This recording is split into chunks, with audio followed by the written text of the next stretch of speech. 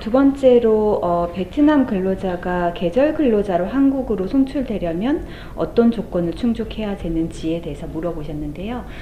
계절 근로자 같은 경우에는 세 가지 방법으로 한국에 취업이 가능합니다. 우선 양국 정부가 MOU를 체결하는 방식이 있고요. 두 번째로는 한국의 결혼을 통해 가지고 간 결혼 이민자, 베트남 결혼 이민자의 가족인 경우에 초청을 받아서 가는 경우가 있습니다. 그리고 세 번째로 올해 도입된 제도인데 한국에 유학생으로 체류하고 있는 베트남 유학생들의 부모를 초청할 수 있는 방법도 있습니다. 먼저 첫 번째 같은 경우에는 양국 정부가 일단은 지방 정부가 MOU를 체결을 해야 되고요. 그러면 한국 지방 정부와 MOU를 체결한 베트남 지방 정부 지방에 거주하고 있는 주민이어야 됩니다. 그래서 그 주민 중에서 농업 분야에 1년 이상 경력을 가지고 있어야 되고요. 그 다음에 나이는 25살에서 만 25살에서 50세 이하인 근로자여야 됩니다. 근데 이런 기본적인 요건을 충족을 하게 되면 그 중에서 베트남 지방 정부와 한국 지방 정부가 상의를 해서 적정한 근로자를 선발을 하게 됩니다.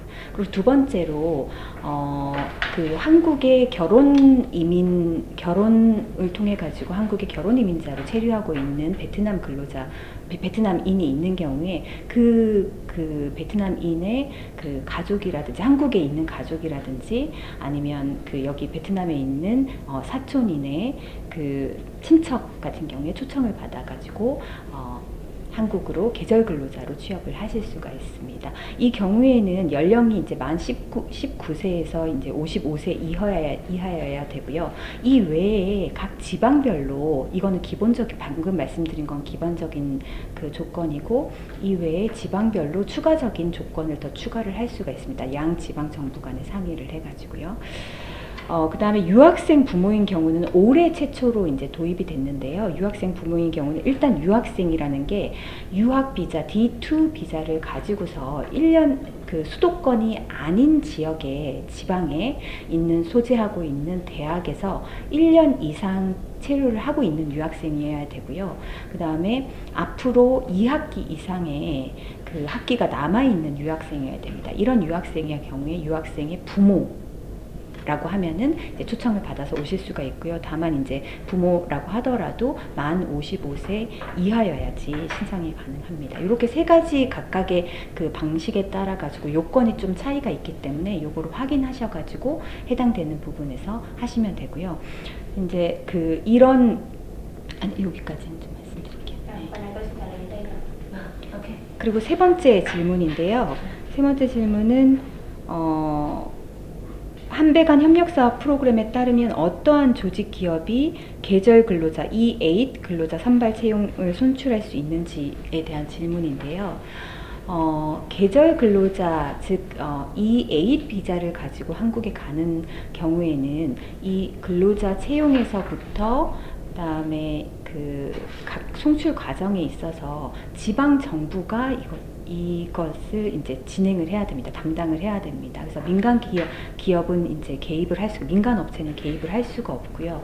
다만 단순한 행정 절차 같은 경우에는 지방 정부가 민간 업체나 개인에게 위임을 해가지고 진행을 할 수 있지만 근로자 선발이라든지 이러한 중요한 절차는 반드시 지방 정부가 담당을 해야 되고 민간 개인이나 민간 업체가 담당을 하면은 안 됩니다. 만약에 중요한 업무를 채용 과정상의 절차상의 이제 중요한 업무를 민간 업체나 개인에게 위임을 한 게 적발이 됐다라고 하면 MOU를 취소할 수 있는 사유가 되기 때문에 그거는 주의를 하셔야 됩니다.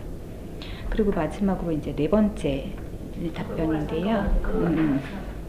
근로자 사기 사건이 발생하고 있는 가운데 한국 취업 희망 국민에게 조언을 줄 수 있는지라고 하셨는데요.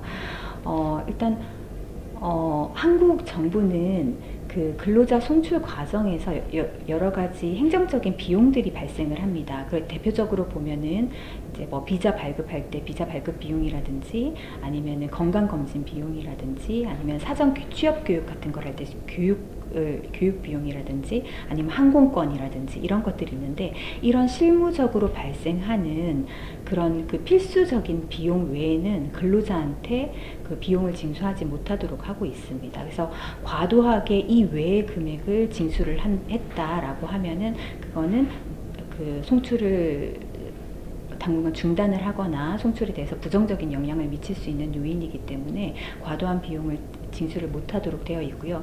베트남 법령상으로도 그 근로자가 해외에 취업하는 근로자가 취업이 모두 결정된 이후에 근로자들로부터 실제로 소요된 비용의 일부를 징수를 할 수 있는 걸로 알고 있습니다. 그 전에 채용 단계에서 내가 한국에 갈 수 있도록 지원해 줄 테니까 돈을 달라라는 이런 요구가 있다라고 하면 그거는 사기일 가능성이 높습니다. 그래서 이런 점을 잘 숙지를 하셔서 그 송출 과정에서 그 한국 취업이 확정되기도 전에 과도한 비용을 요구를 한다거나 아니면은 내가 한국을 빨리 갈 수 있도록 해주겠다라거나 이런 명목으로 개인 또는 민간 업체가 돈을 요구한다라고 그러면 그거는 반드시 의심을 해보셔야 되는 사안입니다.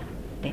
그리고 마지막으로 이제 방금 말씀드렸듯이 이제 고용허가제를 통한 E9 비자, E8 비자, E7 비자 이런 각각의 송출 제도별로 담당 기관도 다르고 그다음에 그 송출 절차도 다르기 때문에 자기가 그리고 그 취업 업종도 다릅니다. 그렇기 때문에 본인이 취업하고자 하는 그 분야나 그다음에 나중에 얼마나 체류할지 이런 것들을 다 고려를 하셔가지고 자기한테 적합한 제도를 잘 알아본 다음에 절차를 진행하시는 것이 도움이 되실 거라고 생각이 됩니다.